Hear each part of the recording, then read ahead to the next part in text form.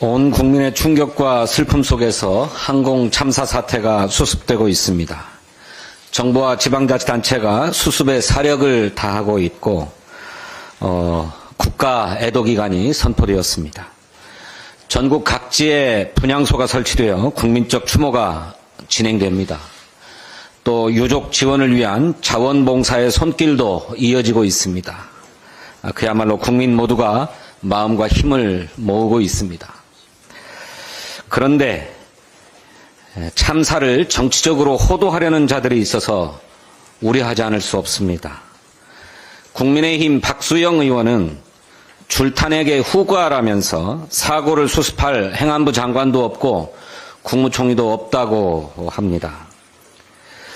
근조 없는 검은 리본을 차고 위패 없는 꽃무더기에 묵념해야 했던 2022년 이태원 참사 때를 생각하면 도대체 어떤 후과가 있다는 것인지 모르겠습니다.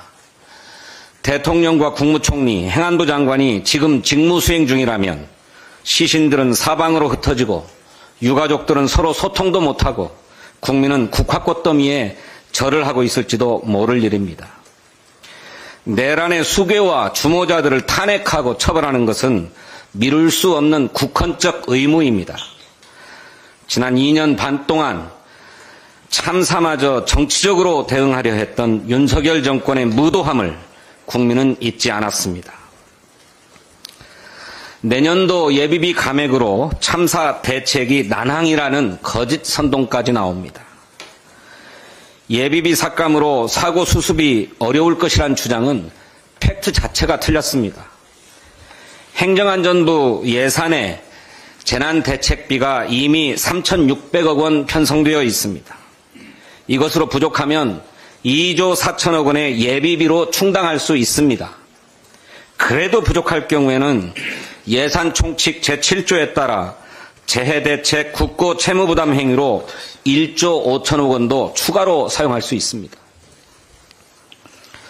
지금은 모두가 해야 할 일을 미루지 않고 제대로 해야 할 때입니다.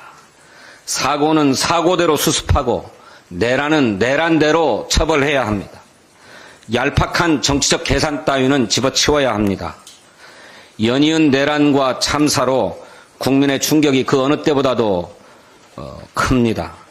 민주당은 국민과 시대가 부여한 소임을 다하겠습니다. 희생자와 유가족들께 다시 한번 깊은 애도와 위로의 말씀을 드립니다. 공조수사본부가 어제 내란 수괴 윤석열에 대한 체포영장을 청구했고 체포영장이 발부되었습니다. 윤석열은 그동안 수사기관의 5차례 소환조사를 모두 거부했습니다. 수사를 지연시키려는 노골적인 작태입니다. 그가 후한무치한 목리를 부리는 동안 내란의 주범들은 내란 사태를 지속해왔습니다. 주모자인 김용현은 개헌법 위반이라며 이재명 당대표와 한동훈 전 국민의힘 대표 등을 고발했습니다. 정치활동을 금지한 포고령을 위반했다는 것입니다. 포고령 자체가 위헌이고 위법인데 그야말로 대응할 가치도 없는 적반하장입니다. 내란 수괴 윤석열을 즉각 체포해야 합니다. 윤석열은 계엄군에게 발포 명령까지 내렸습니다. 도끼로 국회 문을 부수고 들어가서 국회의원을 체포하라는 지시도 했습니다. 전두환식 비상입법기구까지도 계획했습니다. 내란의 정황과 증거가 넘치는데 압수수색 거부는 물론 소환마저 거부합니다. 윤석열을 즉각 체포하고 법치주의를 바로 세워야 합니다. 최상목 권한대행에게 요구합니다. 대통령 경호처를 비롯한 관계기관에 내란 수사에 적극 협조할 것을 명령하십시오.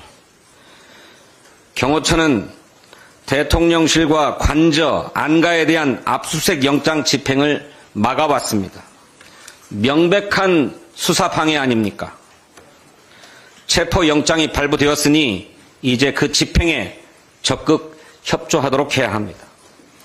내란 특검법과 김건희 특검법도 즉각 수용하고 공포하기를 바랍니다. 신속한 내란 수사와 처벌이 파탄난 민생 경제를 회복하고 국정 공백을 최소화하는 첫걸음입니다. 권한 대행으로서 현명하게 판단하기를 바랍니다. 오늘은 2024년도의 마지막 날입니다. 정치인의 한 사람으로서 마음이 무겁습니다. 민주당은 2025년을 내란 극복, 위기 극복의 원년으로 삼겠습니다. 국민과 함께 내란의 밤을 넘어 희망의 아침을 열겠습니다. 무거운 마음이지만 국민 모두 새해 복 많이 받으십시오. 감사합니다.